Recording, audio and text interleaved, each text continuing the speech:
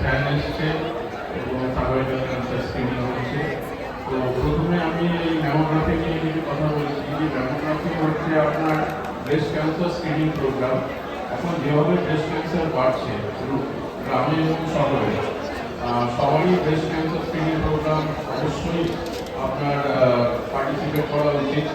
এই যে ম্যামোগ্রাফি, এই ম্যামোগ্রাফি মোটামুটি বাইরে করতে যে কোনো প্রাইভেট ডায়াগনস্টিক সেন্টারে করতে প্রায় 2 থেকে 2,500 টাকা খরচ।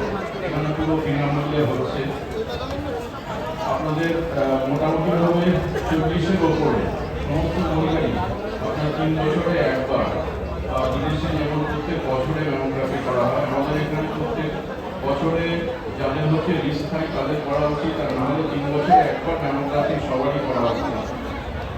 এই ভ্যানে আপনি যারা সুযোগ পাবেন না বা এই ভ্যানে যারা করাতে পারবেন না, তাদের জন্য চিত্তরঞ্জন ন্যাশনাল ক্যান্সার ইনস্টিটিউটে সারা বছরই প্রত্যেকদিন বিনামূল্যে এই ম্যামোগ্রাফি স্ক্রিনিং প্রোগ্রাম হয়,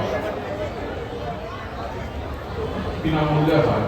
তো স্ক্রিনিং প্রোগ্রামের ম্যামোগ্রাফিটা আপনার 40 বছর পরে মহিলাদের করা উচিত। ম্যামোগ্রাফি স্ক্রিনিং 40 বছরের আগে মহিলাদের জন্য ম্যামোগ্রাফিটা এখনো রেকমেন্ডেড নয়, কারণ ম্যামোগ্রাফি করে খুব একটা লাভ হয় না। ক্যান্সার হওয়ার সম্ভাবনা বা ক্যান্সার আদিশ্য যাবে কিনা 40 বছরের আগের মহিলাদের ক্ষেত্রে বোঝা যায় না। সুতরাং 40 থেকে এটা নিয়মিতভাবে, যদি আপনার ক্যান্সার সংক্রান্ত কোনো সিমটম স্তন ক্যান্সারের বা ব্রেস্ট ক্যান্সারের মহিলাদের ক্ষেত্রে যদি নাও হয়, তাহলেও 3 বছর পর পর আপনার করা উচিত। প্রত্যেক বছর করতে পারলে ভালো হয়, কিন্তু কিছু রয়েছে যে প্রত্যেক বছর এটা একটা খুব হাই রেডিয়েশন হয় এখানে। সুতরাং যারা আপনার এই ফ্যামিলিতে ক্যান্সার হিস্ট্রি আছে তারাই প্রত্যেক বছর না হলে 3 বছর পর পর একবার করা উচিত।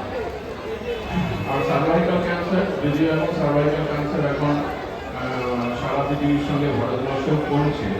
অলরেডি সার্ভাইকাল ক্যান্সার প্রিভেনশনের জন্য ভ্যাকসিন এসে গেছে, ভ্যাকসিন দেওয়া হচ্ছে। শীঘ্রই হয়তো ভারত সরকার বিনামূল্যেও দেবে। তো আপনাদের সার্ভাইকাল ক্যান্সার এখন মহিলাদের মধ্যে কমছে, ক্রমশ কমছে। শহরে তো অনেকটাই কমেছে, গ্রামের দিকেও কমছে। ভবিষ্যতে হয়তো আরও কমে যাবে মাস ভ্যাকসিনেশন হলে।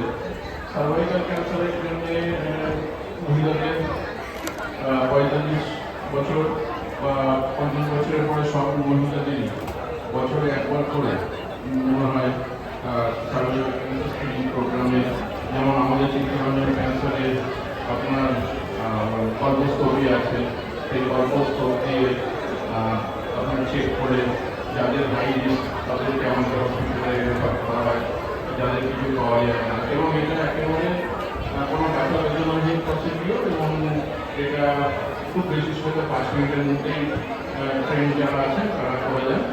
সুতরাং খুব একটা অস্বস্তিকর কোনো পরীক্ষা না, এবং এটা বিনামূল্যে সারা বছর চিত্তরঞ্জন ক্যান্সার হসপিটালে আপনার হয়। যত সময়ের সঙ্গে সঙ্গে আমরা যাচ্ছি তত ক্যান্সারের চিকিৎসা নতুন নতুন পদ্ধতি আসছে, কিন্তু এই সমস্ত ক্যান্সারের চিকিৎসার পদ্ধতি বিপুল ব্যয়সাধ্য। সুতরাং আমাদের কর্তব্য সাধারণ মানুষের জন্য যে এই স্ক্রিনিং প্রোগ্রামগুলোর মাধ্যমে যাতে ক্যান্সার আর্লি স্টেজে ধরা যায়, এবং আর্লি স্টেজে ধরা পড়লে ক্যান্সারের যে চিকিৎসা সেটার ব্যয় ভীষণ কম, এবং তার জন্য খুব বড় হসপিটালে তো এতে যাওয়ার দরকার নেই। এখন আমাদের পশ্চিমবঙ্গ সরকারের যে বিভিন্ন রকম সুপার স্পেশালিটি হসপিটাল রয়েছে, সেখানেও আপনার সমস্ত চিকিৎসা করা যায়। সমস্যাটা হয় যে আমরা স্ক্রিনিং নিয়মিত করাই না, এবং নিয়মিত না করানোর জন্য ক্যান্সার অ্যাডভান্স স্টেজে ধরা পড়ে, তখন চিকিৎসা বিশাল ব্যয়সাধ্য হয় এবং রোগও ঠিক করে সারে না, এবং যন্ত্রণাদায়ক পরিস্থিতি তৈরি হয়। তখন আমরা বিভিন্ন দিকে ছোটাছুটি করি।